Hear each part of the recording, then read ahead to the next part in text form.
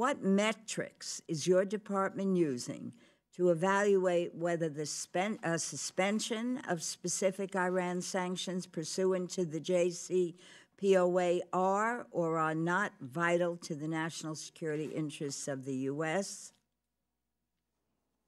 Mrs. Lowy, first of all, I appreciate your comments on this, and I respect your vote and appreciated your vote against the JCPOA. I can assure you we're not doing anything abruptly. This is something we've been looking at for the last year.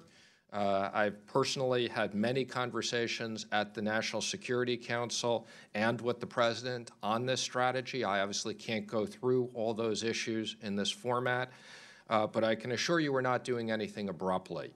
I can also assure you that the President is very concerned about Iran's continuing behavior on both missiles and terrorism, as well as he's very concerned about the term of the JCPOA.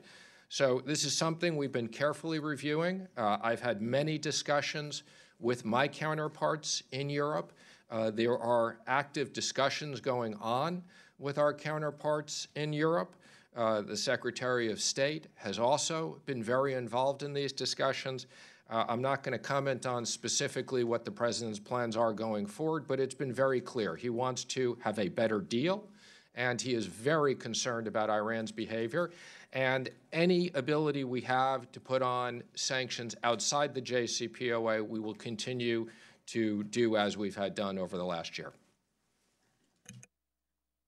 Sanctions outside of JCPOA, dealing with ballistic missiles, etc., certainly, in my judgment, should be imposed, and I'd be interested in to hear the direction in which you're going.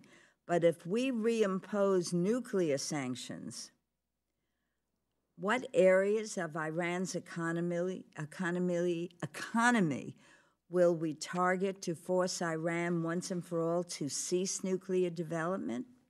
Will the world community join us in this effort? And what is the administration's plan to monitor and evaluate Iran's activities to ensure it is not restarting its nuclear program? Well, first of all, I would just comment that, again, these sanctions programs are very effective. There is no question in my mind that the sanctions on Iran were what led Iran to come to the table.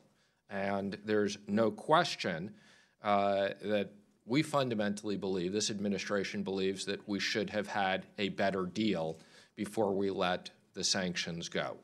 Again, I want to be careful in what I say in this format. We are evaluating, and we have evaluated those issues that you've discussed. But I think to the extent that the President decides not to sign the waiver and we do reimpose those sanctions, not only will there be primary sanctions, but there will be secondary sanctions.